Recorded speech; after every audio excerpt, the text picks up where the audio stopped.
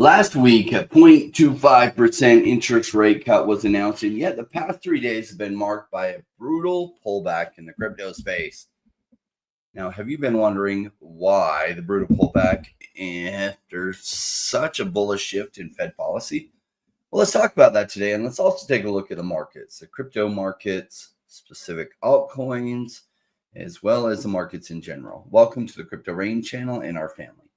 Now, if you, like me, came into crypto because you realize there is massive potential for life-changing gains here, and you're looking for a discussion on becoming a solid, unshakable, savage crypto investor, like a Navy SEAL of crypto investing, you're in exactly the right place.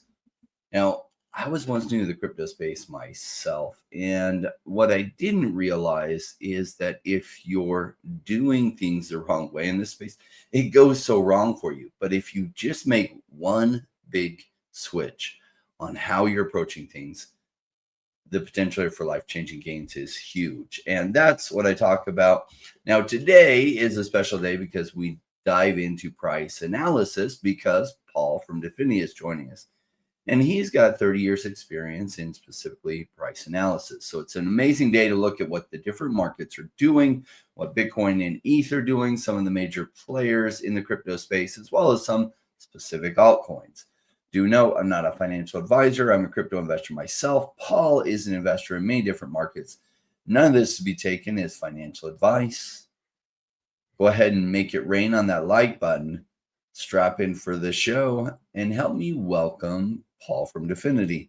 Paul, thanks for joining us. Great to be here as always. Been a bit of a volatile week. Some things have transpired with the interest rate market that we were expecting. Seems like a bit of a buy the rumor, sell the fact correction going on. Equities are still holding in.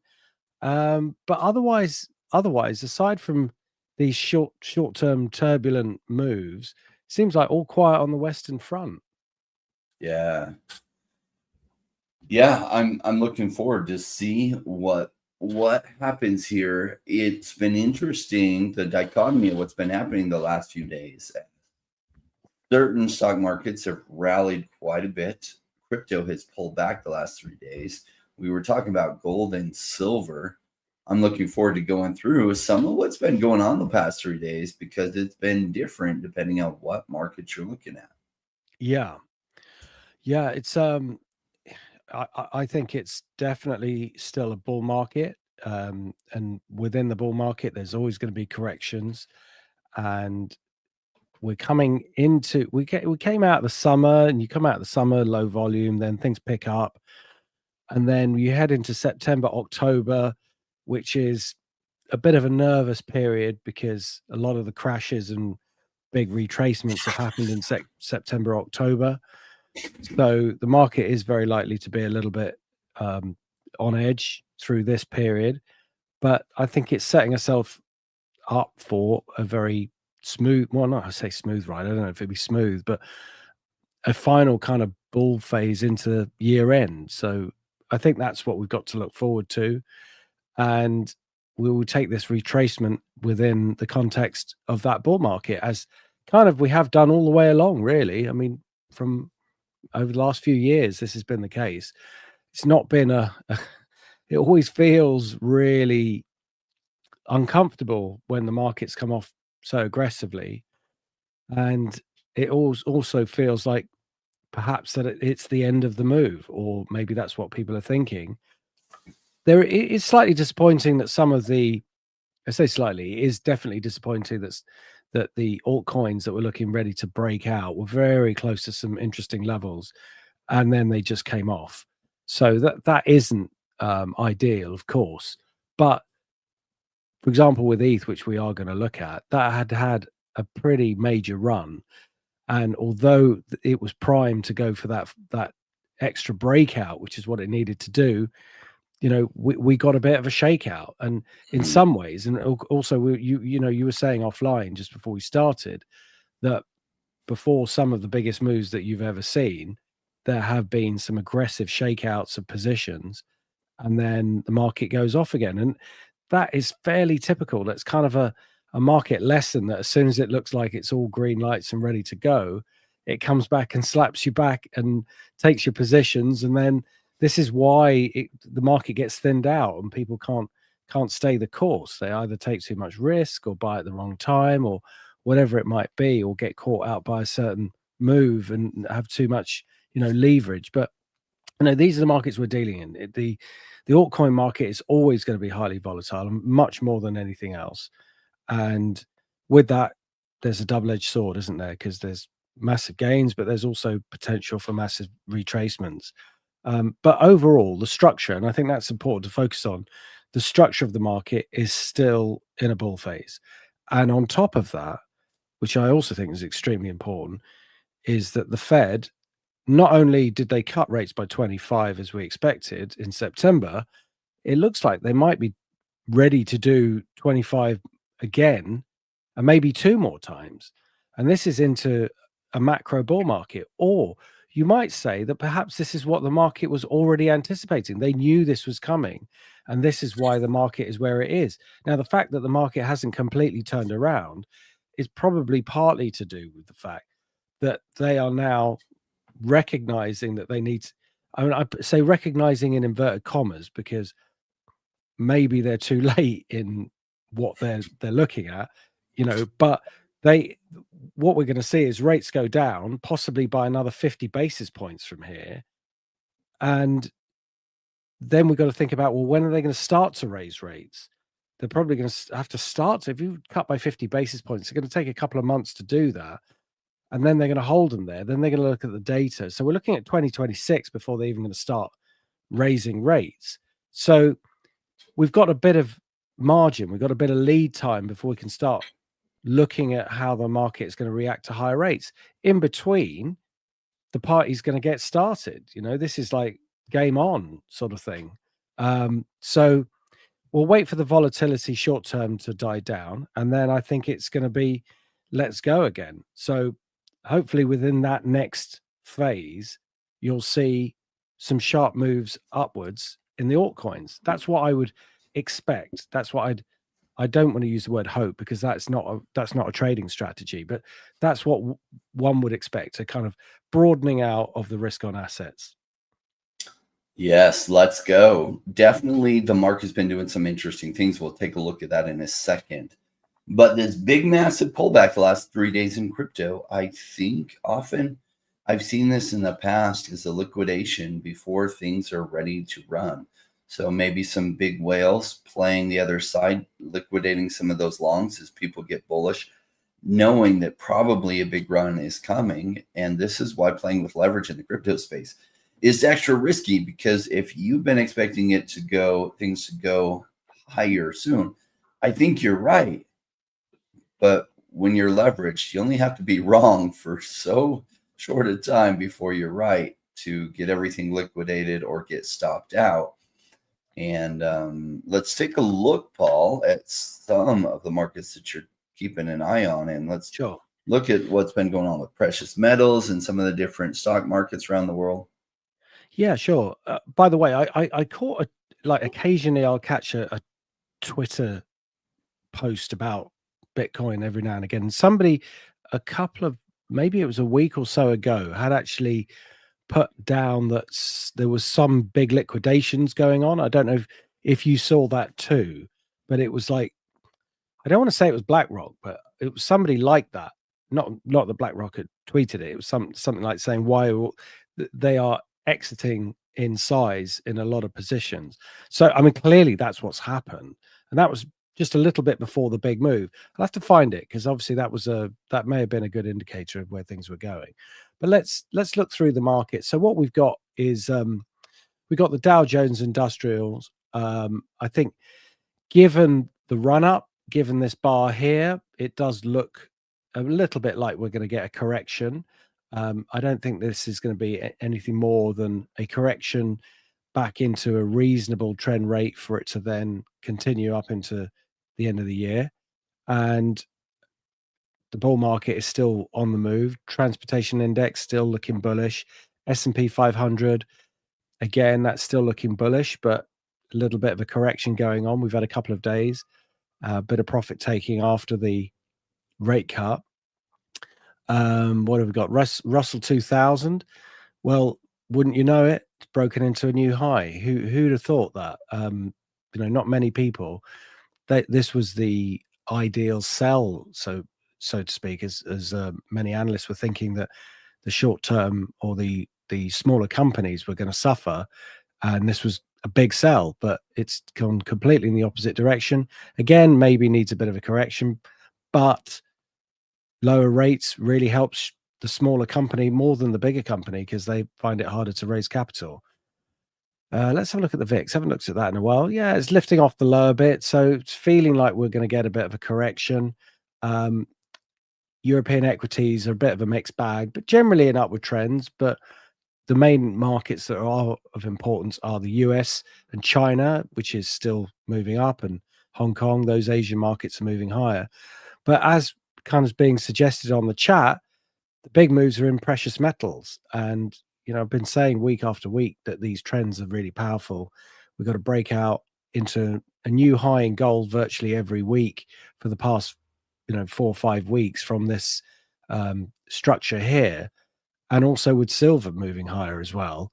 And palladium, for me, looks like palladium's basing out, and it looks like that's going to move higher. So precious metals all doing very well. We've got aluminium, that's moving up. We got lead. Sorry, we got copper. Again, that's moving up as well. That was one that I thought perhaps would have a correction lower after this move and then move up, but it's held the trend line really nicely. So that's looking good as well. It's showing some recovery after the kind of tariff knee-jerk reaction.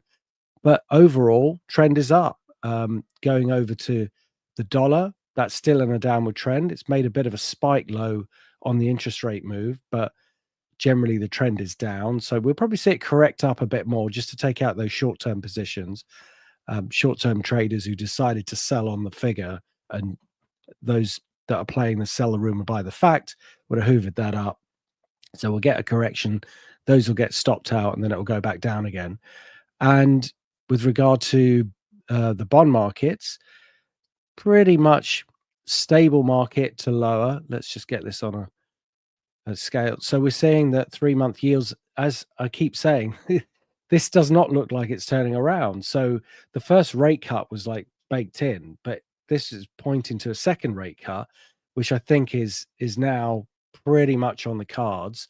And then 6 months out, yeah, that kind of solidifies maybe one after that, but we shall see. But short-term yields are on the way down.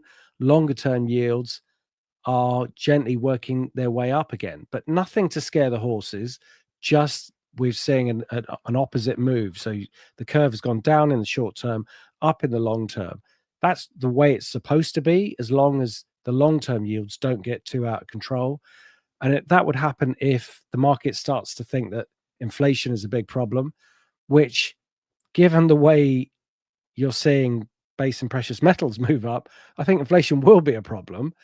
And I think the Fed will be too slow to react to that when we get to that other point. But that's further down the road. We'll cross that bridge when we come to it. That is part and parcel of everything else I've been saying about how later on rates, as they start to go up, they'll go up. And initially, I don't think they'll make much difference because the market will be in party mode. But then suddenly it will have a very strong reaction. And that's what we've got to be wary of. But as I say, that's for later in the curve, and probably by the time we actually get to that point, you'll have forgotten I've even said it. Yeah, that would be much later down the road, maybe 6 months to a year from now. In the meantime, let's have some party. I think we're all looking forward to that in this big crypto party. Now, what do you see going on with the crypto space? Now, in the comments, Chris was saying that, yes, that was the biggest liquidation in crypto history, 1.5 billion, that you were probably seeing some snippets about. Yeah. What I saw happen, not like it must have been about a week or so ago. So it was ahead of this. So clearly there was some warning, or somebody knew something. But if it was the biggest liquidation in it. I'm not saying if it was, because clearly Chris is right. It was the biggest liquidation. But given that it was the biggest liquidation in crypto history, Bitcoin's not really come off that much, has it? I mean, it's come down a little bit. Yeah. This is not, and again, as I keep saying each week, that doesn't mean it won't go lower, and it could possibly go lower from here.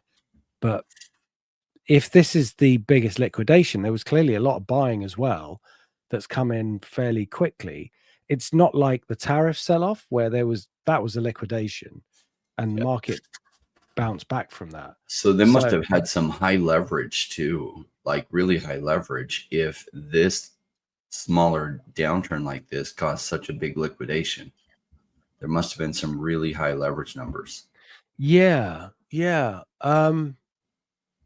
Possibly. Yeah. So it's difficult to tell, isn't it, really? Because you would think such a big liquidation be caused by a pullback from 120 to say 80, which is quite a big swing. A pullback from 120 to like 108, not as big of a swing. Well, if we look at the previous corrections and how big they are, this is, from 109 down to 73, from sort of 73 down to 50. This one from 31 down to 25. And this is from high to where we are now. Well, from high to low, 124 down to 106. I'm not saying it's not a big percentage move, but as far as Bitcoin volatility goes, it's not really changed the trend, not yet. So, we'll have to wait and see, of course. But I would be happy with this just going sideways right now and just consolidating. I don't think it going up constantly is good for the market because it becomes overbought. And the type of move I'm looking for that implies the end of the trend is almost like what's happening in gold. You see the way gold and silver are going up. I'm not saying it's necessarily the end of those trends, but those are powerful moves. But they are powerful moves after the market has moved up a long way. So it is possible that we can still see something like that will take us to the end of the trend. So here again, it's like it's just put fear and doubt in the market, hasn't it? So if we look at fear and greed, look, it's at 39. That's perfect. The market is actually quite worried about where we are now, and it's still, if I told you that the market is worried about Bitcoin and it's trading at 113,000 and we went back in a time machine and we were in this period here, you'd say, hang on a minute, you're saying that people are thinking the market's bearish in 2025 and the market is trading at 19,000 and we're 113,000 and they say we're worried about the market. It'd be like, wow, they were really worried about the market down here. And this is a trend. The trend is still up, and that's kind of all I can say, really. There's no trend ending signal, not in sentiment and not in price action. In sentiment and price action, there was an indication that this was the end of the trend. We haven't seen it yet here. So that's what I'm waiting for. So a big liquidation is no fun, of course, but it's still not telling me that this is the end of the trend. Yeah, I think we're a little like the part I've been waiting for isn't even here yet. And some are saying it's not going to come. And the truth is, they said that in 2020, that the blow off top wouldn't happen. And it did. It kind of had a double blow off top. 2021 was interesting. But a lot of the blow off top part for the lower cap altcoins has not yet come. Bitcoin is massively up from $14,000 lows. Like, people forget, because it's happened over a year and a half, that it bottomed out at 14,000. And when it bottomed out at 14,000, people were predicting a $3,000 bottom. That wasn't the bottom. It was $14,000. And, some are predicting the top now. I think we're still a ways away from the top for Bitcoin.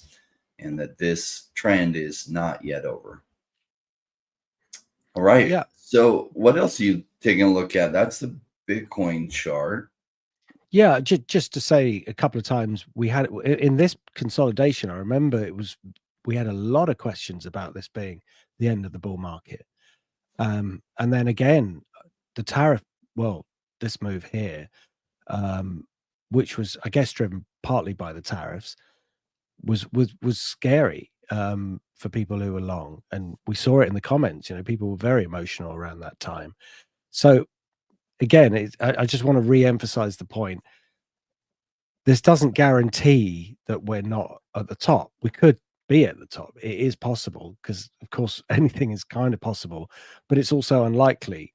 But given all the factors that normally point to the market being at top, and especially, as I say, given the extent of the liquidation and the way the market has kind of corrected a bit, but is off its lows, it's still keeping this upward trend. But the other things, of course, that we're looking at is ETH as well. And I was getting very excited about a breakout in ETH because this is a lovely short-term technical pattern. I'm going to switch to a daily chart.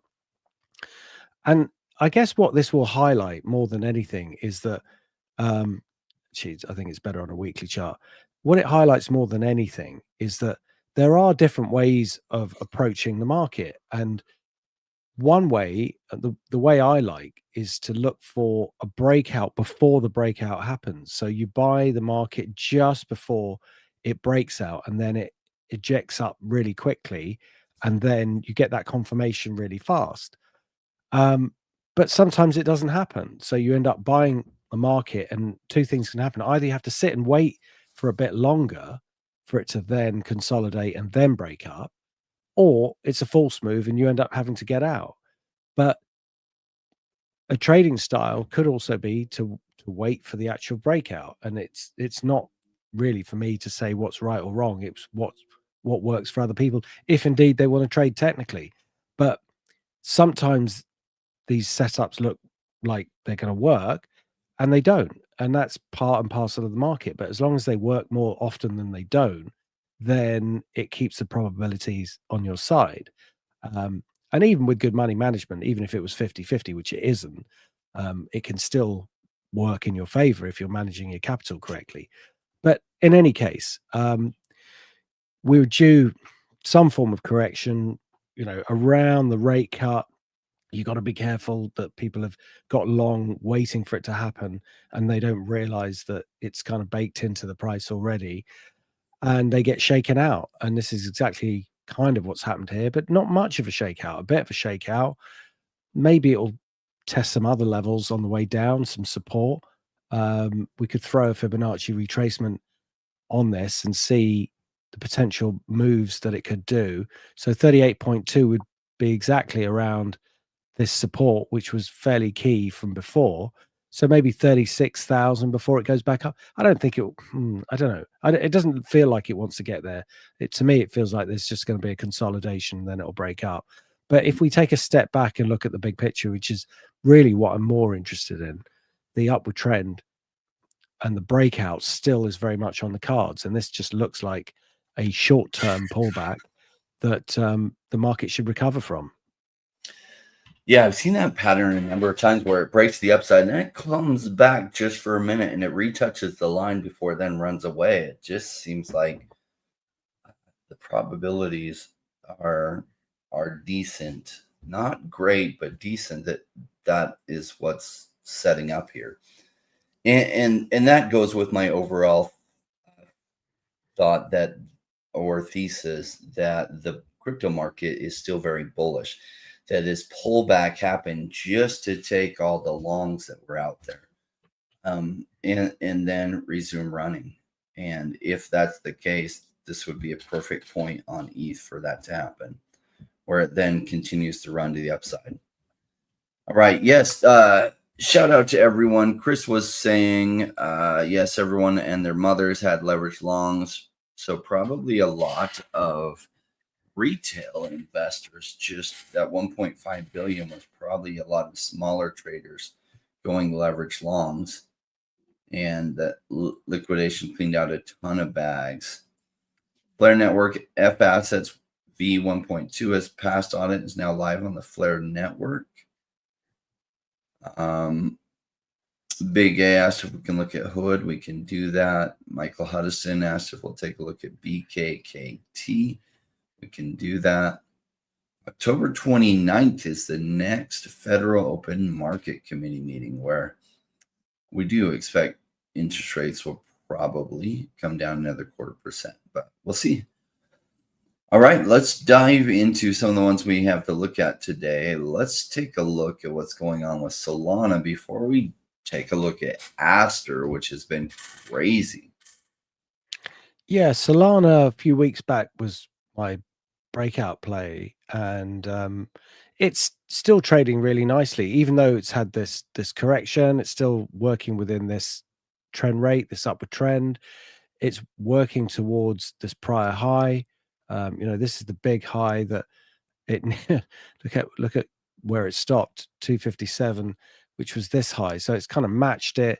It was resistance from here and here. So a big level is touched. I know it went through on this point, 13th of January, inauguration and all that, and probably caught. That's definitely what you would describe as a bull trap.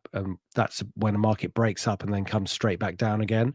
So the bulls get trapped on the upward breakout. Happens sometimes, but if you look at any major trend, it's always breaking new highs.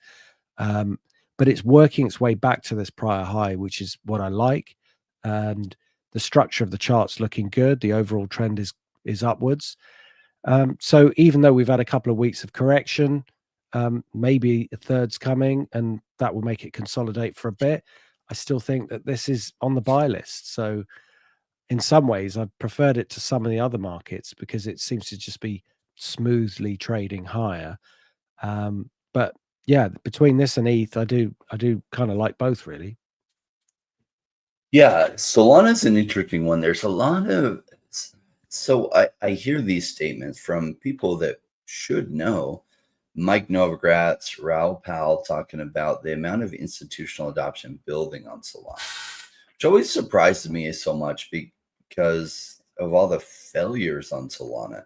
Like as a chain, I'm not aware of such a major chain other than Solana having to be restarted and reset so much because it's crashed so much. But maybe there's some reasons why institutions are building on Solana versus some of the other options. Now, a lot of the stablecoin stuff with banks, those types of institutions are building on ETH, and ETH has never had to be reset, even though the gas prices can get quite high on ETH when things get really congested. And some of that congestion has been pulled off of ETH and some streamlining. But we are not in a massive bull market. I remember last bull market once paying a $750 ETH transaction fee to hurry up and rush a transaction through. So we'll see where ETH gas prices get to this time. But massive institutions building on Solana, probably not the ones with stable coins, not the ones that need it to stay stable yet. I'm sure a lot of those banks building on ETH would like to have something that was a little bit less expensive, but they have to worry about stability. So we'll see what happens with Solana. Solana, there was a major dip during the bear market, taking prices all the way down to $8, which was an amazing deal. Solana is no longer an amazing deal, and that doesn't mean that it can't quadruple from here, from 213 to like $800. But a lot of the run has already happened in Solana. That's why it's not interesting to me. So for me, it would be a sell, and I literally would be rolling into something else where the run has not happened yet. Let's take a look at ASTER, which has done some crazy things the past couple days. In a new DEX platform token, and it has been running like crazy. Yeah, just to pick up on a comment from Dan Man. I know you are definitely not long Solana. I'm not either, by the way. So it's just a view of the market that I'm giving you there. Didn't look like there's a lot of data on ASTER. No, it's a new token.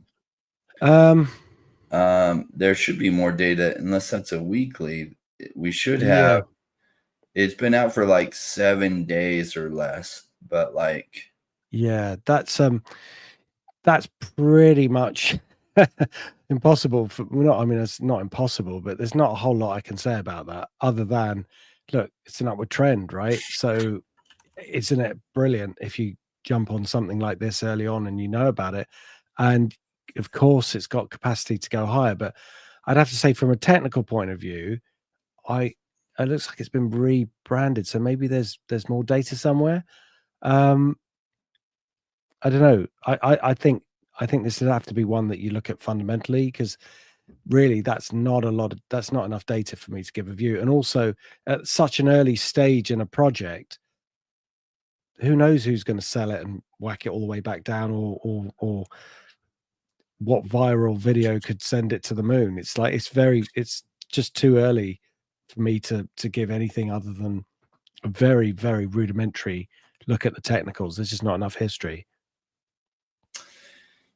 yeah, it's been crazy seeing. If you do look at this price run from like 6 cents to $2.40 at one point, that is a massive run. That's a 40x in a day or two. Now, this is usually what happens during the blow off top. So I'm the one that suggests we take a look at ASTER, just because the multiples here are crazy within just a few days.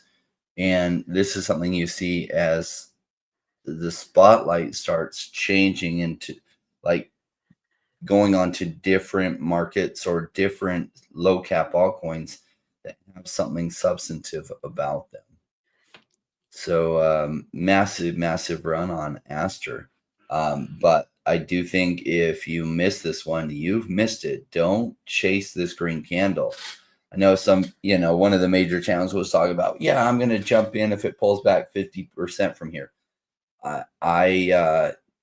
No, like, it's run 40x. So even if you buy it on a pullback of 50%, you're still 20x up from what it was. Like, you just don't chase boats that you've missed. And this is a boat that I didn't catch. I didn't know this one was launching.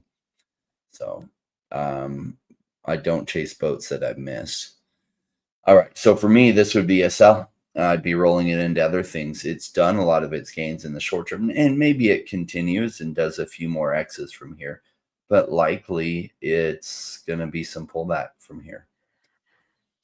Let's take a look at FLR, because FLR has some big things going on, and Sale was alluding to some of them.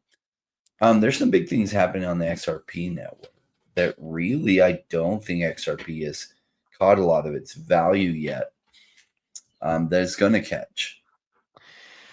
Oh man, I look at this and this is the type of breakout you look for, huh? This is exactly the type of breakout I look for. This is exactly what I mean by, how the market plays near a high and it's like going to break out, and I would be wanting to buy that, and I would say that's a buy. It's almost a bit like what's happened to XRP. Then you get this correction, but then it works its way back up again, and then no one would touch it because they'll be scared, and then boom.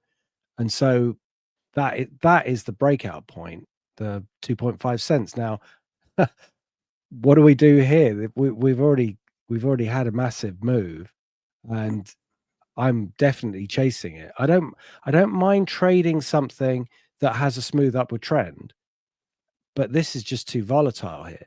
We've had the kind of blow off breakout.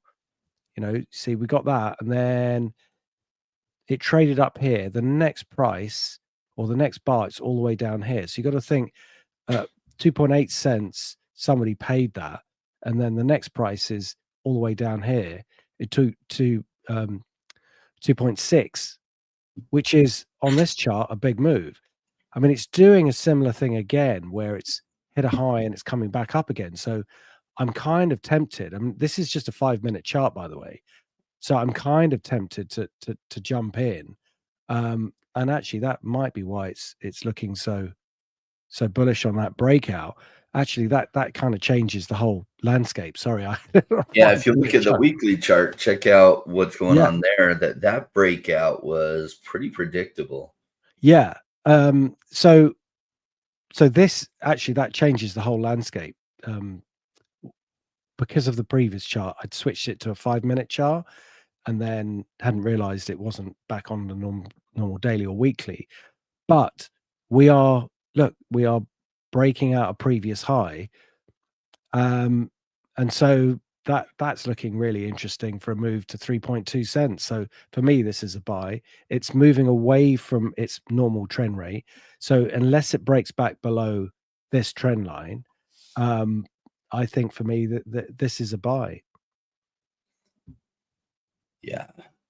By the way, Big A said on the previous one on ASTER that he bought at 61 cents. So that was a really good trade. Well done to him.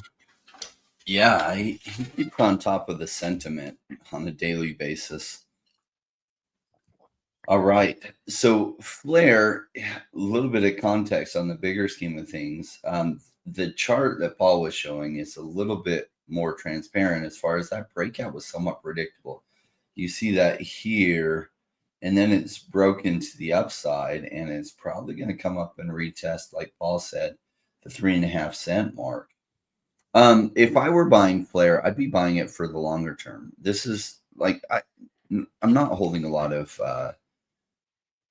blue chips. Is just not my methodology for this bull run. If I were holding some blue chips, FLR would definitely be in there.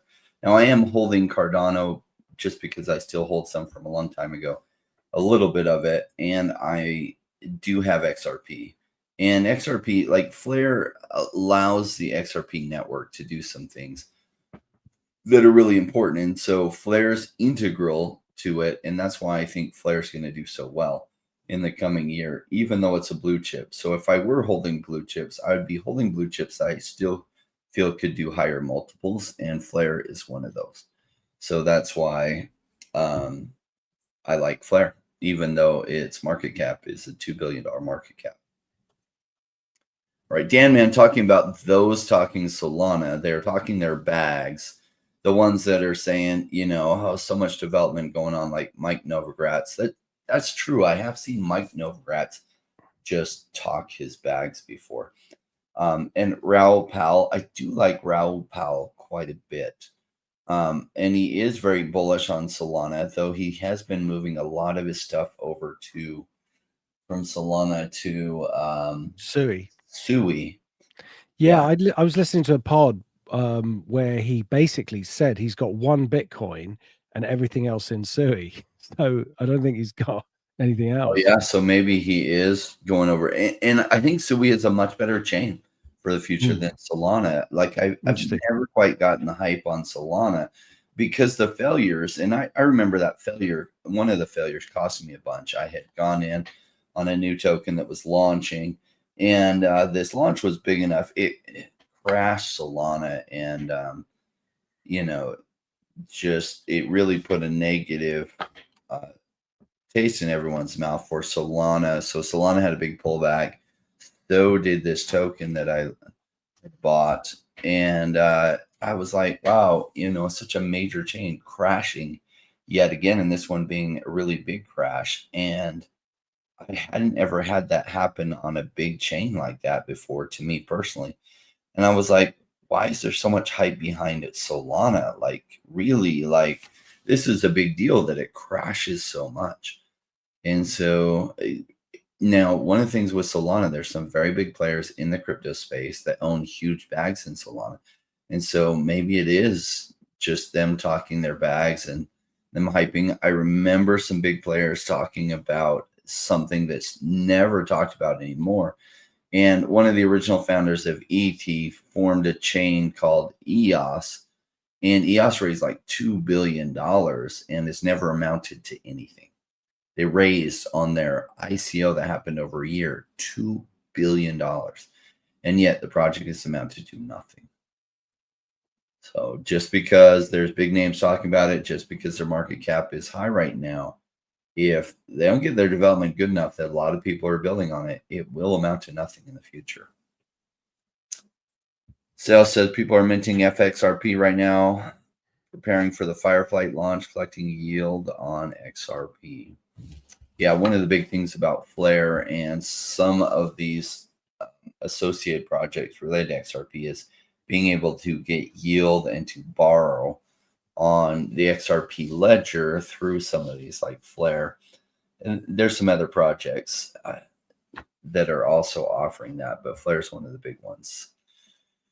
All right.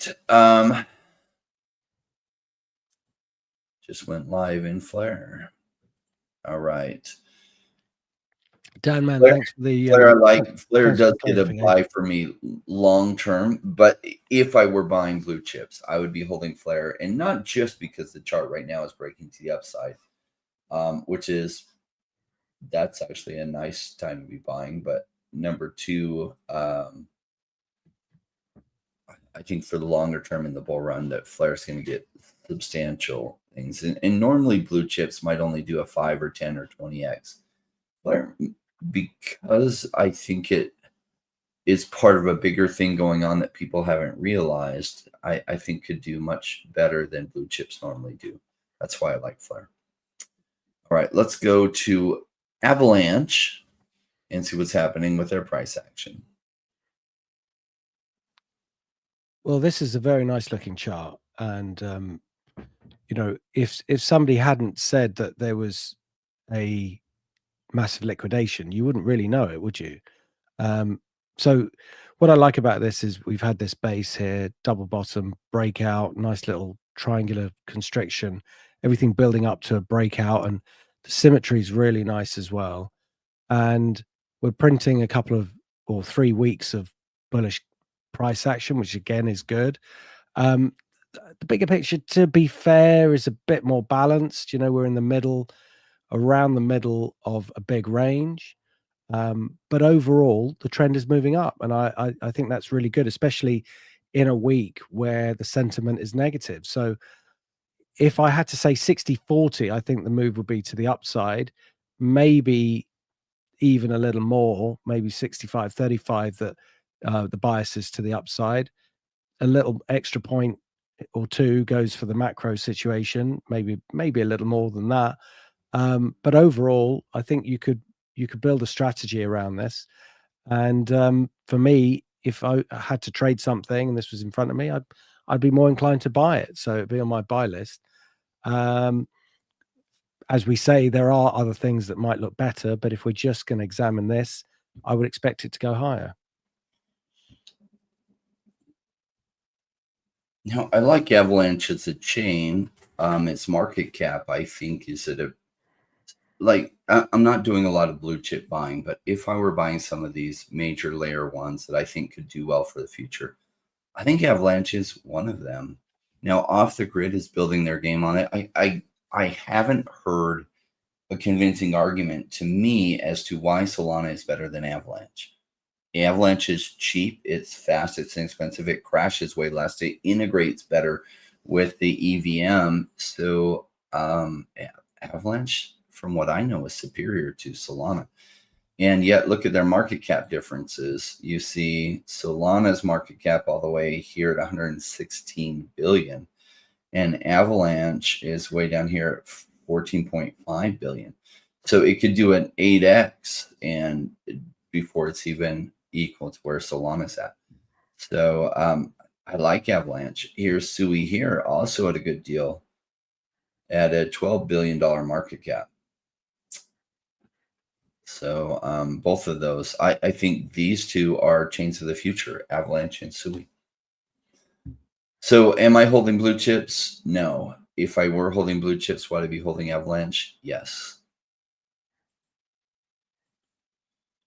All right.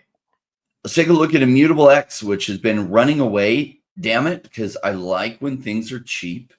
And I called out Immutable X when it was cheap, and it's no longer cheap again. It's not really expensive. It's just not as cheap as it was. Okay. Yeah. So this is, again, one that's formed, well, with Avalanche, it formed its base and it's made its breakout, and it's relatively speaking somewhere around here. This is still in the throes of a breakout, and this was a very nice double bottom breakout point. It's come below it though. It's hit the moving average, come back below the breakout trigger. Let me just put that in there just so you can see what I mean. So this point here, the highest point of this W is the breakout point, which confirms the base. So this confirms that this downward trend is now over. And we can also see that there's a new upward trend developing, because prior to that, we couldn't really draw in an upward trend, or one that was justifiable is probably the right way of putting it. You could put a trend line up here, but there was still this downward trend, and it wasn't really confirmed as a base, or not enough. But this is now confirmed as quite a lot of price action going sideways, which is the definition of a base. The market is no longer falling, and you're getting this what's called accumulation phase.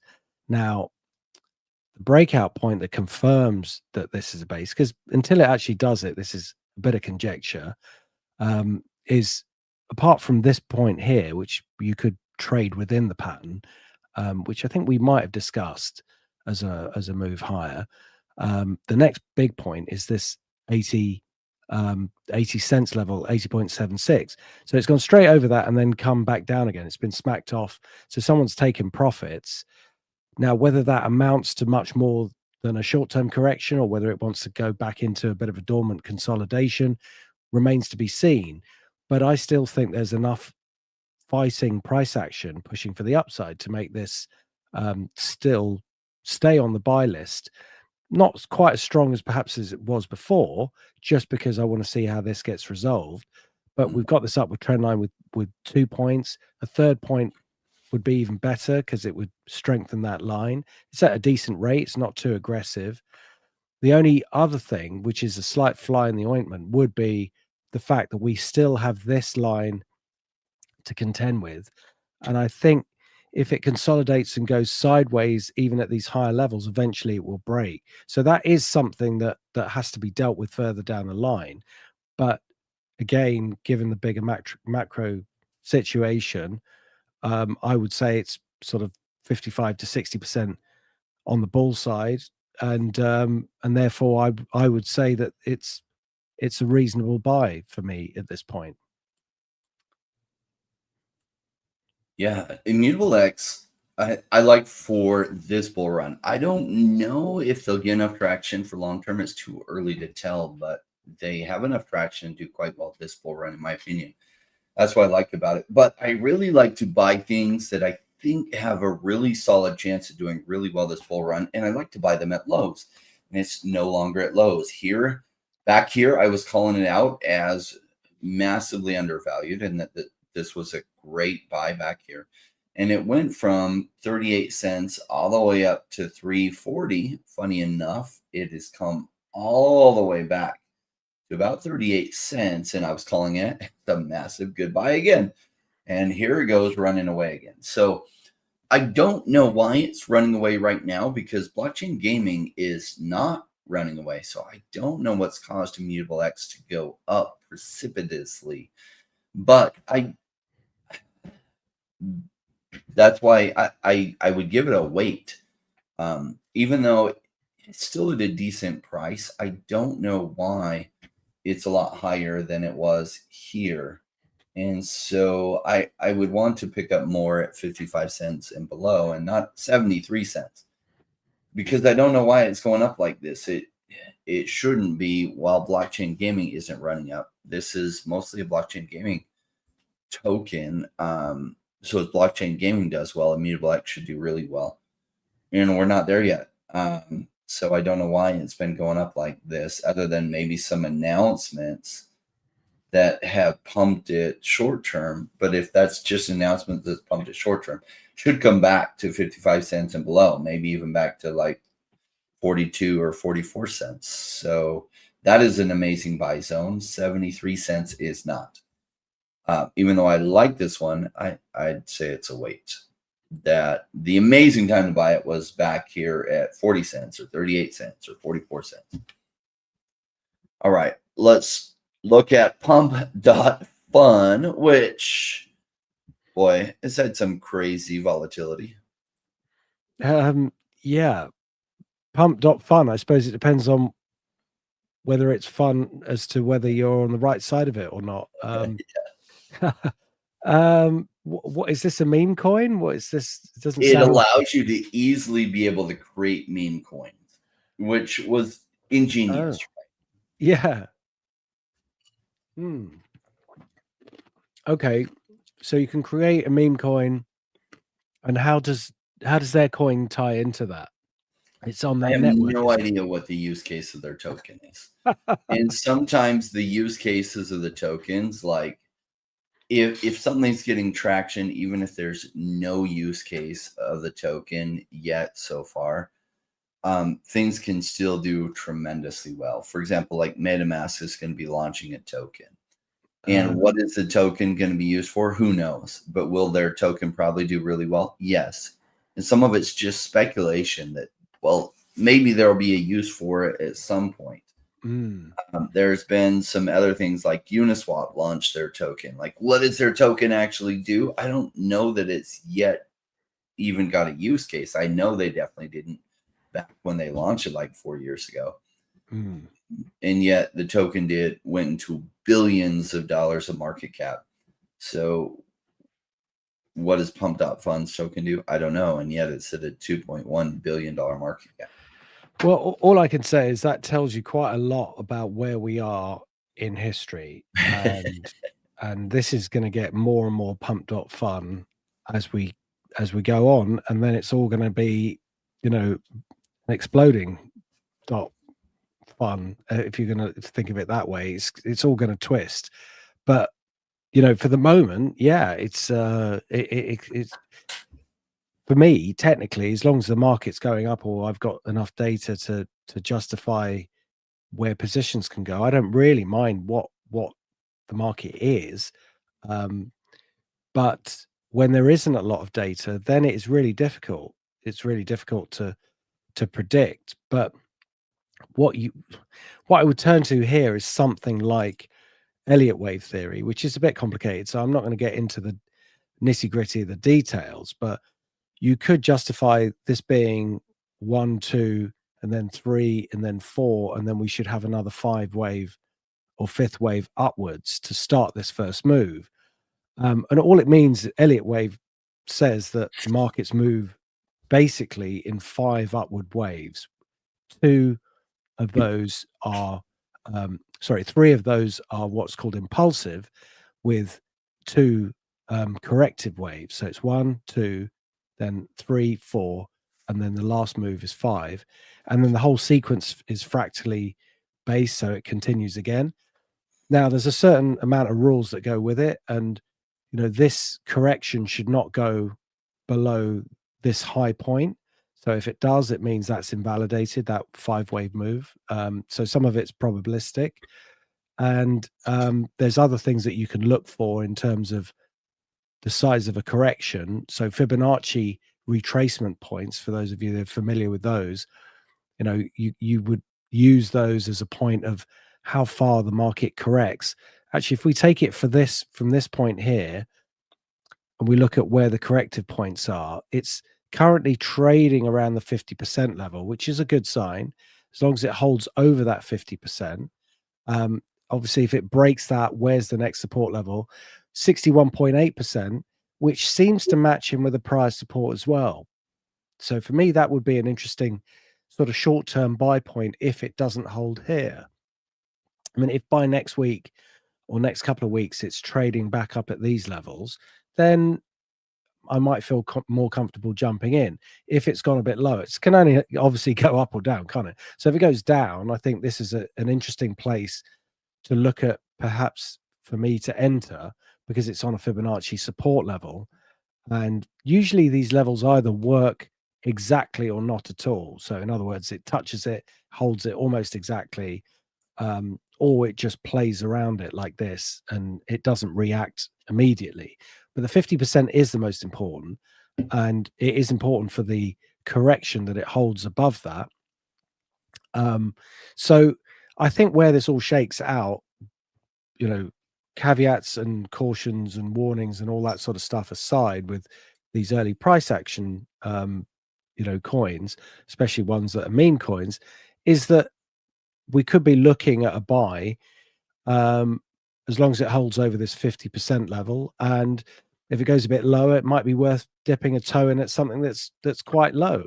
Seems like a fun project, as its name suggests, and it does seem to be quite novel in what it's creating. Um, Even though I suppose in some ways it's going to end up creating a whole load more coins that are going to maybe add too many to the market. That's perhaps saturated, another issue. But yeah, I think we could almost justify a buy here. Not, as you can tell, it's not a very strong buy for me, because it's not the sort of thing I would normally look at. But I think more bullish than bearish at this point. Appreciate some additional feedback on it. So Big A says it's a meme coin launchpad platform, but fees generated are used to buy back the token. They buy back 1.2 to 5 million worth of token per day. So they must be doing that with fees generated from the platform. And when the fees generated from the platform slow down, their ability to buy back will slow down. So it's, I guess, way in the spotlight right now, but keep in mind that things that are in the spotlight now don't stay in the spotlight for forever. Though Paul might be right that this might be playing out kind of like Elliott wave theory suggests, and might have a bigger run up. And then there's usually a big pullback that then happens. All right. So for me, I just don't do the meme coin stuff, even though if this is a launch pad for me, this is kind of its own thing. Still, you know, with where the market cap is at 2.1 billion, it's just not interesting to me. Fully diluted value looks like 1/3 of the tokens are in circulation. Yeah, it's just, I'm looking for other deals. I'm looking for ones that got a little bit more predictability on what they might do, that are massively punished.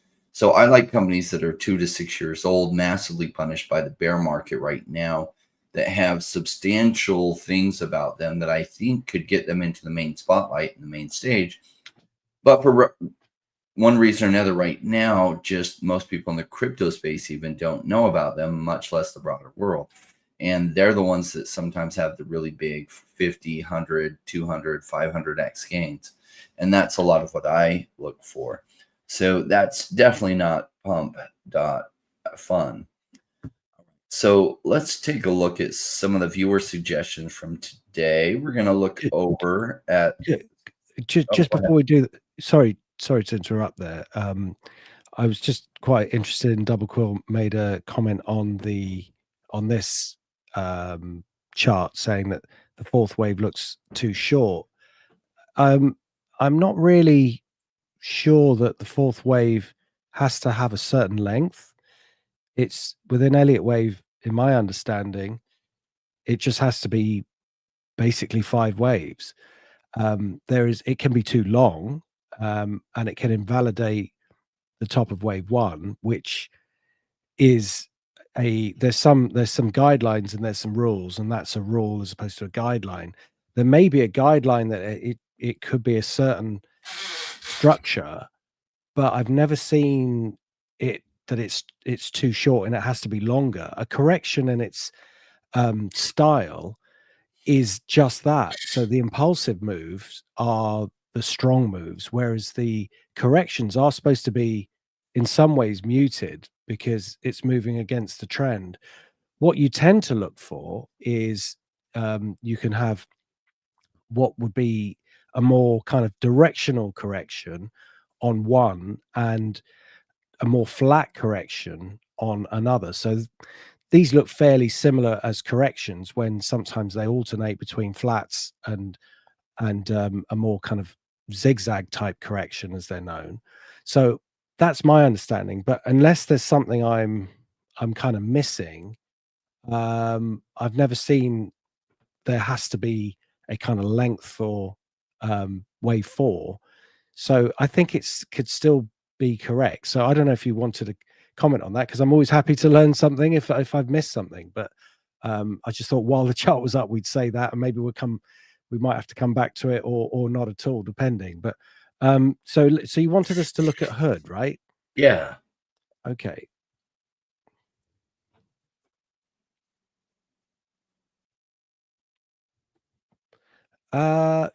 Yeah. Now my question to you would be, what do you think of it?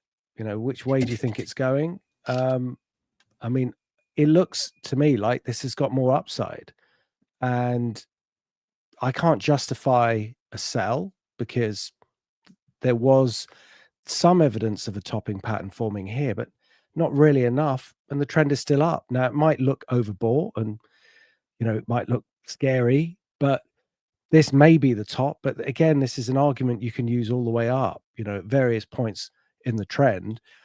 I think equities are in for a couple of weeks of corrections just because of where we are. Maybe this comes back a bit with it, but overall the trend still is up. So for me, I think it's going higher. Yeah, this is an interesting one. Normally I look at this chart and I'd be like, not interesting at all. And so I'm very biased by my thesis that I think there's still a major blow off top coming for crypto. And Robinhood has been repositioning themselves to do quite well as people move to crypto. And a lot of the younger generation are using Robinhood. And so I wouldn't be surprised if they do even better here. Now, would I buy it? I'm not buying any stock, so no, I'm not. I'm curiously watching what happens with them, though, and it's been fun to see where they are now if they go higher. All right, on to BKKT. Michael Hudson says, "Hey, Rainmakers, an interesting equity to check out is one tied in with crypto is BKKT. They are in crypto custody trading and on ramps to crypto. So looks like Michael says, strikes me as another Definity type project. Well, then we must hate them. We hate them. I'm just kidding. Let's take a look at them. Sure. Yeah. So this is what can we say? I mean, it's funny how more recently we've been looking more at some of the equity markets as the picks. It's quite surprising, really. But generally speaking, this has been in a downward trend with a clearly defined resistance point. And what I like about things like that is whenever you're looking at the markets, you're trying to find some level or some situation that changes the dynamics. And a break of this line would certainly change the dynamics, and it's very close to it. We can also see, I don't know if you've noticed this, but we've got this gap up, and gaps, especially when they're coming in from lows, normally indicate that, of course, there's a lot of buying power, but it's usually an indication that the market wants to go much higher. And although there's this market saying that all gaps are filled, it's not actually strictly true. That certain gaps aren't filled. And they're called breakaway gaps, and they're the beginning of a trend. But it also depends where the gap comes in, where the breakout comes in. But so without getting sort of bogged down with too much in terms of the technicals, I would say that this is an interesting chart, but it still does need to break this trend line, or this resistance line, I should say. But it's got the volatility and it's got the momentum behind it to do it. So if it's going to do it, it's probably going to do it in the next few days. The fact that it's in a space that is interesting, and I think it would be great if projects like this go higher, because that's good for everybody in the space, even if it is to a certain extent competitive. But the big level that for me would need to break out would be, first of all, this resistance. Then you can see how it was sort of testing this as support, and it's got close to it a couple of times, but it really did test it again here at 25.72. So this 25.72 to 27 resistance point is a big turning point. If it gets through there, then I think, you know, it would be a confirmation of a new bull phase, which one would expect anyway, given the space, given what's going on in the markets generally. There's been a lot of laggard interest for some reason in the space, given how bullish Trump is and how likely things are going to be moving more and more in this area by the banks. They're going to see so many more opportunities. The opportunities for the banks to be behind the game and then to look at companies that have gone further in their research and their technology and all of the infrastructure that they've got. If they're going to start again or just buy up a company, it'd be a lot easier just to buy a company and fold it into their business. So, you know, that's the sort of thing that could be happening in a bit later, but they have to get that recognition that the space is one that's got a lot of opportunity. And of course, a great pick to put down, because seeing it in the equity markets is a very powerful place for the public and for other companies to recognize that that's what's going on. So we shall see how it trades over the next few weeks and months. Let's come back to it. I'm sort of slightly reticent to call it a buy, just because it hasn't done a couple of things that it needs to do for it to really, you know, complete what I would like it to do. But I would definitely be watching it very closely over the next few weeks for a breakout of that resistance. And at the very least, it is forming a nice consolidation area that when eventually it does break higher, it would suggest that this has been a great basing process for it. So, and a good basing process is something that can be built on for a good longer term trend. So I think that shakes out to a wait, but a very interesting wait. Since I don't know much about the fundamentals on this one, number one, it's a stock. I'm not following fundamentals really on any stocks. I guess like there's, you know, one of my new best friends, Grok, says that BKKT is the stock ticker symbol for Backed Holdings, publicly traded New York Stock Exchange. Ownership is structured by it's 55% owned by Intercontinental Exchange, the parent company of New York Stock Exchange. It operates through entities like Backed Crypto Solutions for retail trading API. Services include secure custody, cold storage for Bitcoin trading venues, fiat to crypto on-ramps, off-ramps, and loyalty programs to drive customer engagement with crypto. It serves in the US, Latin America, Europe, and Asia. Launched to bridge traditional finance and crypto, Backed initially offered retail services, but shifted emphasis to institutional and business-to-business operations. It leverages ICE infrastructure for regulated, compliant crypto products. As of September 2025, it's shown volatility but outperformed benchmarks like the S&P 500 in recent periods. Interesting. Okay, but I'm still not buying stocks. Very biased, but also one of our strategic partners. We have two strategic partners in the channel. One is DEVVE and one is OneChain. I hold lots of tokens of each. I'm really careful on who I allow as strategic partners, so I only allow those that I really like already. And so, yes, no Backed for me. I just hold crypto. All right, let's see what we got here. What's next? Can you check out NAT token on CoinMarketCap? Did we check that out recently?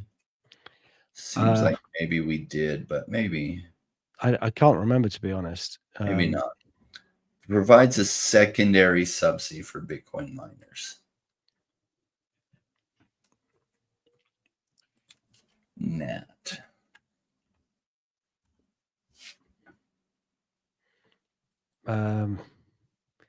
Yeah, I'm not finding it. Yeah, there's too many Nats, Blonde Bros. Nat network, Natix, no. Nat coin, Nat. Yeah, I don't know. Maybe we could jump to the next couple, and if you jump on to the next one. Yeah. And then if you find something, you can some more details, we can look at it. Let's look at VELO. Okay. Where are we now?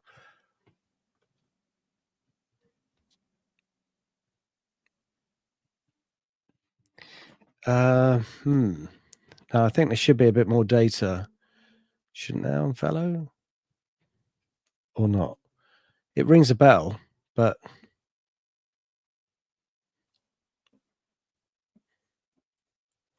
yeah, okay.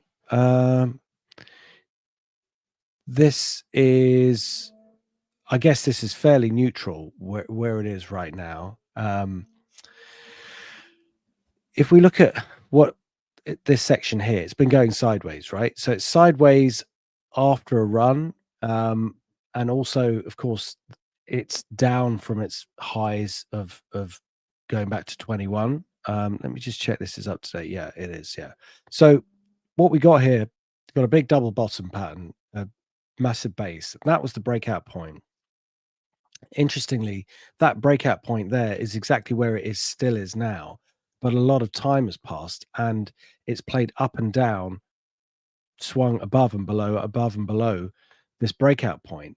So when I look at this, I think, well, is it just going to change just because I buy it right now? Probably not. I need to see some movement either in the bull or the bear direction impulsively. And by that, I mean, it's got to move quite aggressively to show that the dynamics are changing. Given that there is an upward trend here, and given that it's kind of leaning right on it right now, but given it that we are in what I would describe a macro bull market and the underlying conditions are more favorable or should be favorable or will become favorable, that does give me a bias to the upside, but I'd need to see the market responding to that. So again, this is another one that I think we should come back to. I think, well, if I buy it now, what will happen to my capital? It probably will just sit here for a bit because it's not actually on the move. I don't mind personally waiting for it to move up a little bit and then jumping on board rather than buying when it's in this consolidation. Now, everybody's different. You know, some people might want to buy it here because it's quiet, and then they might want to sell it when it's moving up, and maybe they'll be selling into my buying. But the point is that right where it is now, it's kind of a little bit muted. Over 2 cents, definitely very interesting because that takes it out of this range. It also starts to put it in this zone, which is very important because that's where it topped out here and just slightly above here. And the pressure would be to the upside. So if we're seeing it in this zone, then I get like excited about a prospect of a much sharper move because we're in breakout territory. So it doesn't have to do a whole lot. And that's why, I mean, right now whilst it looks muted, in a few weeks' time, it could look really, really interesting. So for me, for now, it's a wait, but please do request it again and we'll come back to it because I would actually like to see where it is and whether it's held this trend line. Interesting things going on as I've been looking at it on CoinMarketCap. Number one, price action like this is pretty interesting. Looks like it bottomed out back here, and it's about 50% higher than the bottom. So not a lot higher than the bottom. Oh, wait. No, it's a lot higher than the bottom. It's 15x higher than the bottom. And that bottom was back in December 2022 when a lot of the bear market bottoms hit. Now, some things have come back down to the bottom, so it's 15x up from the bottom. Interesting with the recent price action, realize its last major unlock just happened right here. So you just had 2.5 billion VELO come into the market, and yet it didn't affect the price much. Now, maybe it went into hands that are, patient on holding it, but you haven't seen the price really dump. Well, I guess when you zoom in, you have. So here's where it came in, and it dumped all the way to about 13 cents. So the dump, or not, 13 cents, 1.3 cents. This dump may not be quite over yet. So this is a lot of that last unlock being sold off. And I don't suspect this is over yet, but really it's still held pretty well considering how much of the supply just got unlocked. Going back to what it is, it's a unique federated credit exchange network. Essentially, it's built on the Stellar platform. Ensures safe and transparent transactions. At the heart of VELO's offerings is mobile application Orbit, designed for peer-to-peer payments, allowing users to transfer value easily and securely. Additional, VELO has developed multi-chain bridge Orbit, which enables seamless movement assets across various chain networks. So its market cap is 250 million. Think about it. It was very punished during the bear market, and it's 15x up from where it was at the bottom of the bear market. So that means its market cap was all the way down at about 15 million. It's considerably up from that. Is it worth buying? I don't know enough about it substantively to make a great fundamental statement on it. It's 15x up from the bottom, so it's no longer at bottoms. It probably has a ways to go. If I'm right on my thesis that the bull run is going to continue and have a blow off top, how much more? I have no idea on this one. No idea. So I wouldn't be buying it at 15x higher. I would, if I were looking to get in, I'd be waiting to see what happens in the short term with this pullback here, where the price has really come down after those unlocks, and see if more of it comes in. So, all right, that is VELO. Oh my gosh, Penguin. Yes, 2 suggestions at most. So we're already going to look at OMI. Yes, we can add MCADE and DEVVE in there. All right, so I think OMI is next up on the list.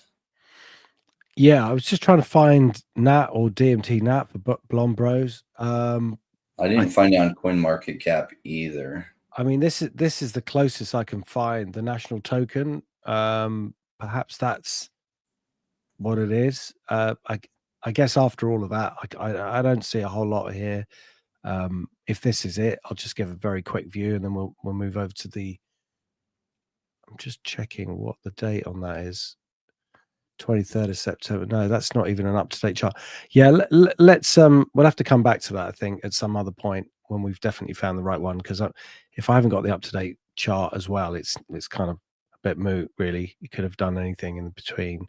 So let's go to OMI and have a look at what's happening there. Well, this is, considering the big correction, it's holding up pretty well, isn't it? I mean, it's gone into this new level and it's been volatile, but it's holding in. And again, this is what we like to see, a consolidation. So we get the first move up, consolidation. This should slowly turn to the upside, and then we'll have another go at this very, very key 54.77 level that's been on this chart for a while, since these were the major sort of low and support points. It's coming back again as resistance. So it's still in the buy category, but it's in a consolidation. Whether it's going to move now or later, I'm not sure. Where it becomes a concern for me would be if it breaks below this level here, 28.24, because that would suggest, well, it would negate it doing this sort of curve up for a start. It would suggest it's going to do a bigger correction, and then we'd be looking at lower levels as to where the next big supports are, 23.25. Wouldn't really want it to give up so much of its major gains. I want it to hold in time as much as in price, because the longer it holds in here, the more stable and the more likely it's going to build up for another move higher. So it's for a few reasons, not just a break of the price, that if it does get through here, that it's got to build up again and get that momentum up. But either way, what I like about it is it's well off the low. So we've now got a decent margin to play with, whereas before, for me, there was always this risk that it was going to take the low out and extend. We did see a couple of times where it tried to do that and it came back up again, and that was a good sign for it. That was like a positive sign that it was breaking lows and it was coming back so quickly. So we've moved well beyond these levels, which is great. And as I say, it's still a buy for me. I'm just always looking at perhaps where the levels are that I need to sort of be a bit more cautious, and what could extend the correction before it then trades much higher. But ultimately, the big level is still up here. It still needs to do that. And I don't think I'll be fully comfortable until it's broken through those levels, but it doesn't mean it's not a buy or hasn't been a buy in between. It's just that that is a pretty significant technical point that it needs to get through, which let's hope it does it, relatively soon. So yeah, and just to reiterate, given how much of a correction we've seen in some of the other markets, it's held up pretty well, which is another important technical sign. How is it trading against its peers? And it is holding in. Yeah, OMI, I can't say I love where the price is. I would say it's lukewarm. Like, it's still a good price, but I like great prices. And when it was down here, it was just so juicy. Oh my gosh. And so I don't love that it popped up like this. Now, there's a lot in the OMI community and VV community that are really excited that it's popped up because they want the market to validate what their feelings are. I don't care the way I buy about the market validating my feelings. Like, I know that this one's going to be correct. And when I say I know, that doesn't mean there aren't things that can go wrong that will invalidate that. Just the probabilities are really strong that OMI does really well in this coming bull market. And so I feel confident in that view, and I don't care what the market tells me in the meantime. In fact, I would like to accumulate a lot more OMI, and I would love to accumulate it closer to this price than at this price.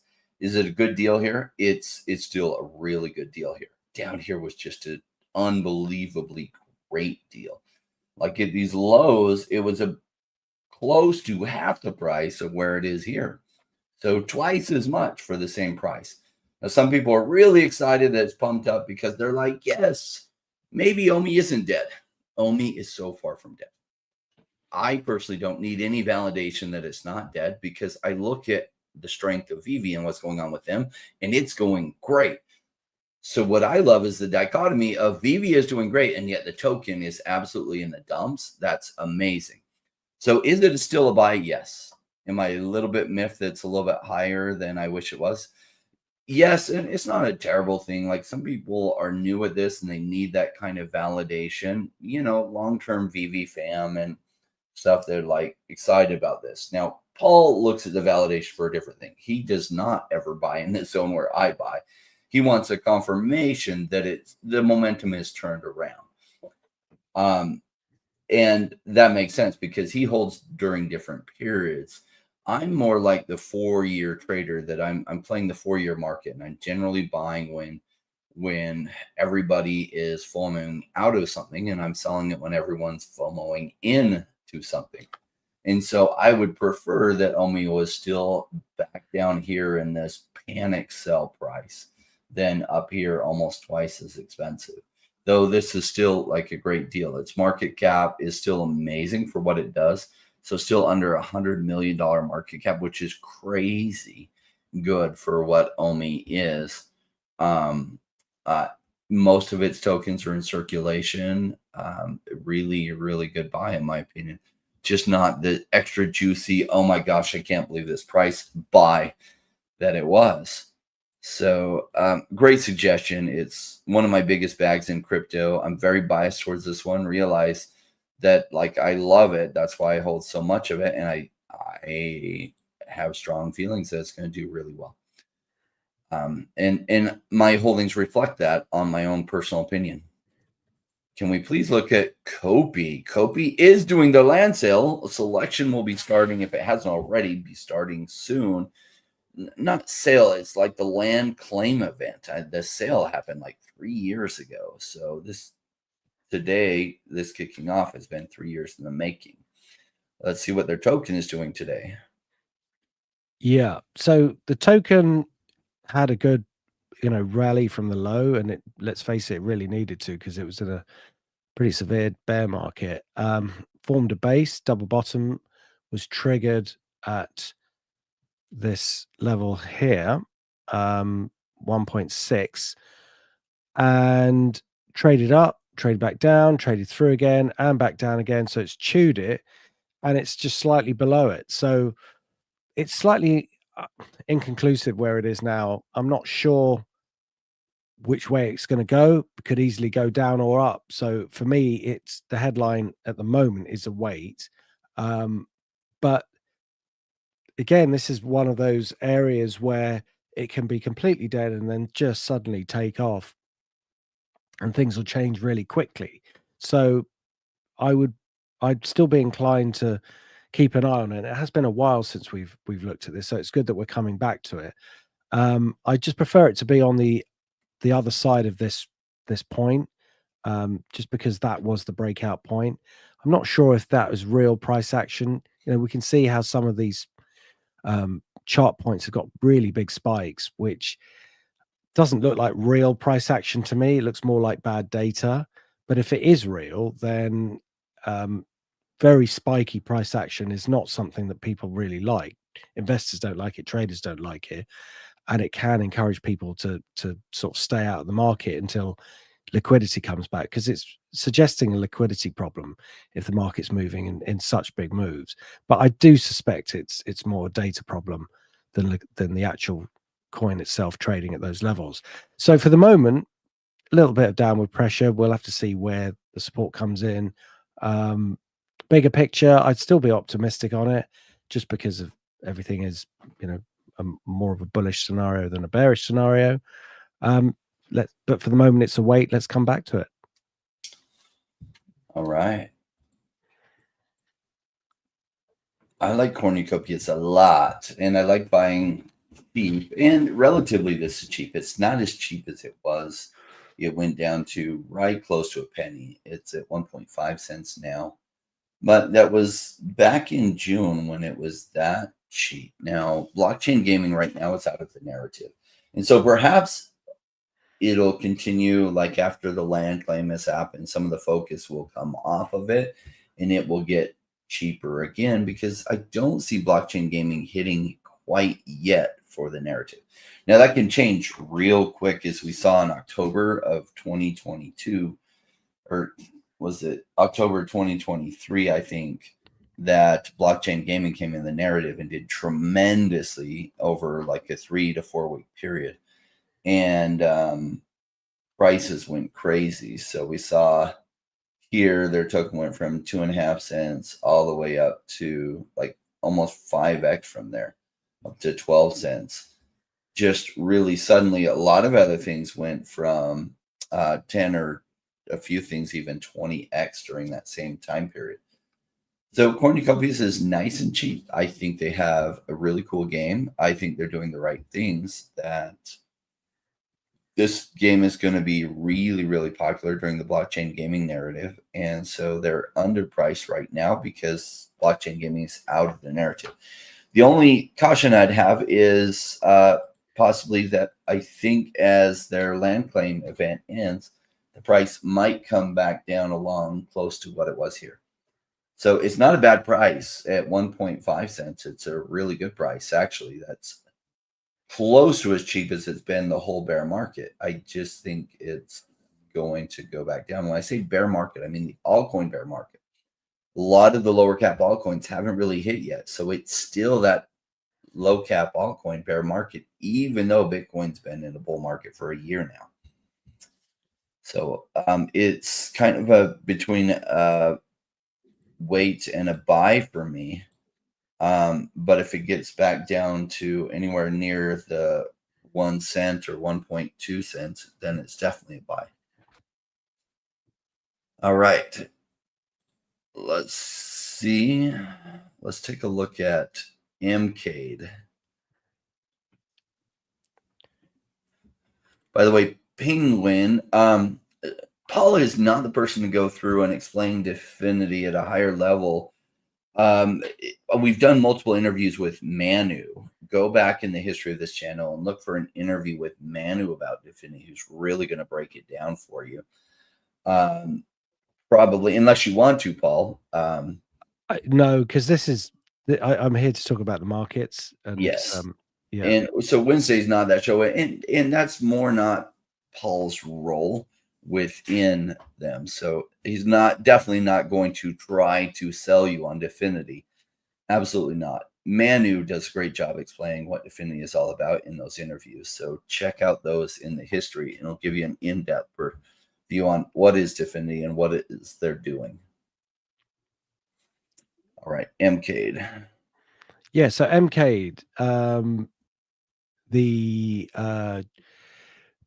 we've definitely looked at this before because we've got lines, and obviously I remember as well, but we've got lines in on the chart that are significant, and those are the resistance at this 23,713 and this low down here at just over a 1/10 of a cent. And so it's playing on the support. So that was resistance, support, support, support. It's coming back as support. It's testing it right now.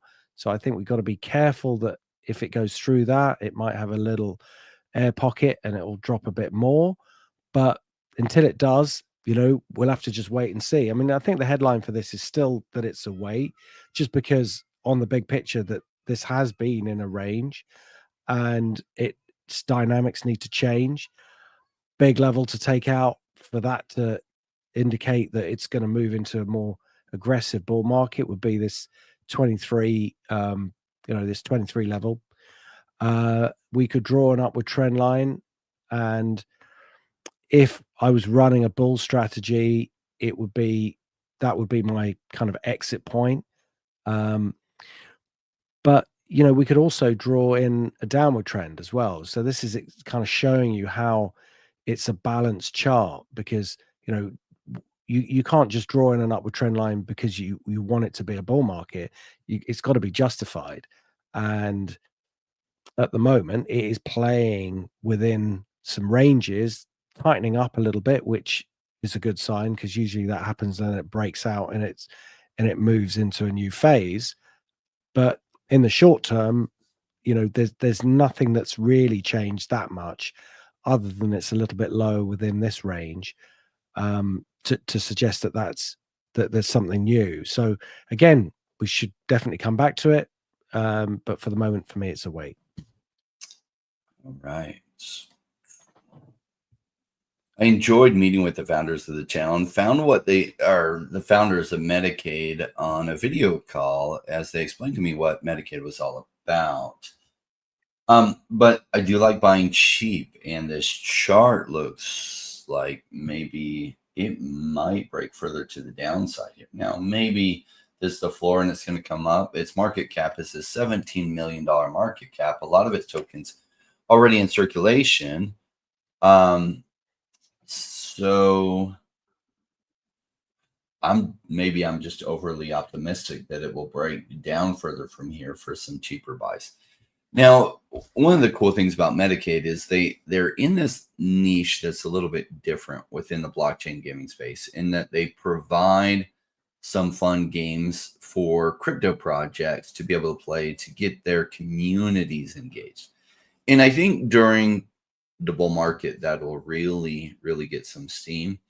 What kind of market cap will they come to? I don't know if it can get to $1 billion market cap.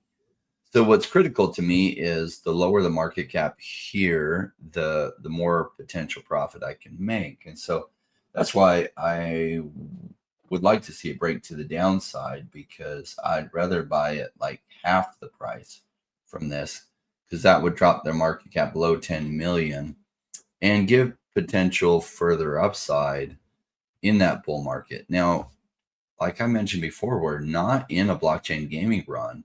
And so maybe as things focus on other narratives, that blockchain gaming gets punished further. And that would be a good thing, because I think blockchain gaming is going to have its own run in its due time. And the run's going to be really, really strong. So in the meantime, I want really attractive prices. So for me, it would be a wait. All right, let's take a look at DEVVE. Yeah. So DEVVE at the moment, as we can see, is range bound. It has been playing in a consolidation, trying to break this resistance line, and hasn't quite done it. And it's quite well defined now because it's got a few points to it. Now, this line here was the original upward trend line, which it's broken through. That's why I've moved it to a dotted line. And what we really need to do is to find the next support point to confirm where the next low point is for the upward trend line, if you see what I mean. So in other words, it needs to push away from one of these levels aggressively so we can redraw the trend rate. At the moment, there's not an indication of where that's going to be. So it's kind of like we have to wait and see. In some ways, it's a very, very balanced chart because the downward pressure has got the more consistent trend line. But having said that, we are in a macro bull market. So that kind of switches the bias more to the upside. But until we get some clarification, there's not a lot I can say here. I have liked this before, and I have been sort of looking for a breakout at certain points. And at the moment, it's just still within this range, which has been going on now, for quite some time, quite a few months. So until we see some level of change in dynamics, for the moment, it'll have to be a wait. But I am sympathetic to a buy just because of, some of the as I say, the underlying structure of the market, and the fact that lots of things are breaking out very aggressively in short time frames. We have to keep an eye on these things in case this does it as well. Yeah. Yeah. Like so this kind of action going on here. Often I find this bigger W plays out before things really break to the upside. I saw this before the breakouts in 2021. Things would do this. They would come up. They would test. They'd come back down, but it would be a higher low. So this would be the lower low. Next up would be a higher low. Then it would break somewhere to the upside, maybe equal to here. Then it would usually come back down and retest right at this line, and then it would run away to the upside. Now, will it play out like this? I don't know. It does not always play out smoothly like this, and sometimes this pattern gets invalidated. I did see a lot of this type of movement into 2021. So we'll see how it's going to play out. I'm watching this one closely. DEVVE is one of my biggest bags in the crypto space, so I'm very biased on this one. Let me remove draws if I want it. There we go. So we'll see how it ends up playing out. But yeah, I think it's a great buy at these prices, right near this lower part of this pullback here, in this nice accumulation phase. So for me, DEVVE gets a buy at this price. All right. Well, Paul. Double Cool says October start already. I'm done with sideways chop on every. Yeah. Boy. Indeed. If only I could just make the market do what I want it to do. I would love that. I'm sure everyone here would love that too. If, we could all have control of the markets in our own world. But yes, exhaustion is what, some people are like, yay, crypto is amazing. going to change my life. And they're not wrong. If you're trading crypto well, I've never seen anything with the kind of potential that crypto has, because the volatility, the swings go down so low and then can go so high if you're doing it well. Now, keep in mind, 89% of people don't do it well. And those that are doing it well, it does not mean they don't suffer from exactly what you're referring to there, double quill, exhaustion. It can be exhausting at times. It is. I remember in 2020 being completely exhausted by the bear market. I felt that too this time, because the exhaustion, because it plays with your emotions so much. But I do think we're leading into, well, what followed the exhaustion for me in 2020 was a massive run in 2021. And I think we're heading that way again. My DCA wallet is exhausted too. Yes, that is part of it. Myself and everyone that I know that made millions in 2021, that is exactly what we were feeling in 2020 and even early 2021, was that our DCA wallets were exhausted. All right. Well, Paul, thank you so much for joining us. We appreciate your insights. It's a pleasure. Thanks, guys. And yeah, see you next week. Have a great week. Shoot, Justin, I missed the Filecoin. If it's all right, could I just request you bring it up next Wednesday? Thanks, everyone, for joining us. I know crypto can be exhausting, especially if you're doing it right. And I put a lot of thoughts into efficiency all the time. And by efficiency, when I was figuring out the crypto space, I've been in it for 8 years now. But before the crypto space, I had traded what I'd call cycle markets for almost 20 years. And cycle markets are markets that pump too much and then they crash too low. And the markets that interested me the most were some real estate markets that would do exactly that. So California, Nevada, Phoenix, even into Canada, and a few other markets that were cycle markets. They would over boom and they would over bust. So when I found crypto and really wrapped my mind around it back in 2017, I was like, oh my gosh, this is a major cycle market. It over booms, then over busts. In fact, somewhat predictable with like this 4-year pattern. And I had this theory that if I accumulated tremendously during the bear market, so 2018, 2019, 2020, that in 2021, it would probably go really well for me.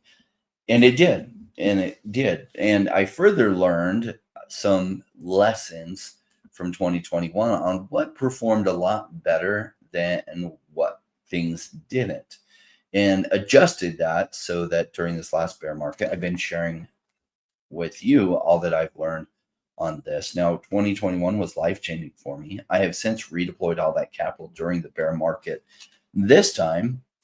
And I like to think I've refined into what types of projects work the best in the bear market going into 2021. And I focus most of my things into, I guess, the patterns that I saw that worked the best in the 2021 bull run. This is projects that are 2 to 6 years old. They have an experienced team. They're doing something special within the crypto space that makes sense, and that their token has been very punished by the bear market. And that's specifically what I was looking for. And so that's what I'm invested in. Projects like COPI, projects like DEVVE, projects like our strategic partners, Definity and Launchain, fit well within that. And that's a lot of what I've been dollar cost averaging into in this bear market. And that doesn't mean every one of those projects will survive. In fact, some have already failed. But when you're taking these kinds of odds, you don't need every one of them to fail. In fact, the numbers of what I invested in 2019, 2020, and 2018 over that bear market, they actually look quite abysmal if you realize that over half of what I bought failed.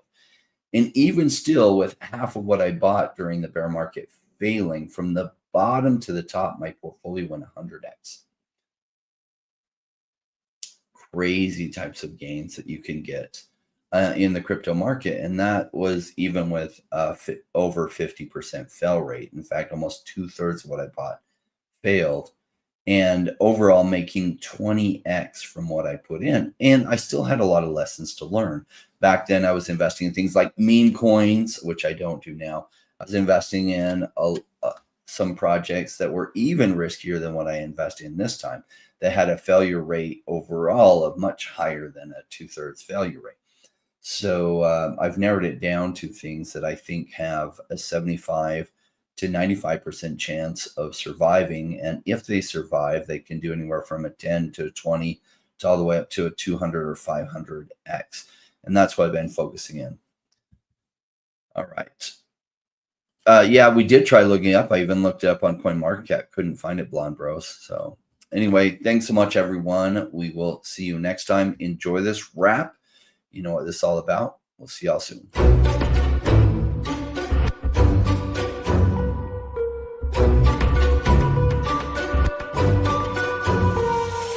Came into the space chasing all of the gains, chasing the pumps and all of the hype trains. But like in life, shit right before you could. Was told to buy when it was pouring like a rainmaker should. I buy when it's down, don't chase the boats that I miss. Cause I always make the time in mind. I stick the one out cause I'm patient like that, and I'll wait for the right time. I sell when it's high, I buy when it's low. They call me rich, they call me smart. I'm just a rainmaker running the show. Calculated investments, I don't leave with my heart. The principles are simple, they're leaving a mark. Buy when it's boring, just gotta be smart. I sell when it's hype, like all the channels they pump it. That's when I was selling, go parabolic and dump it. They call me rich, they call me smart.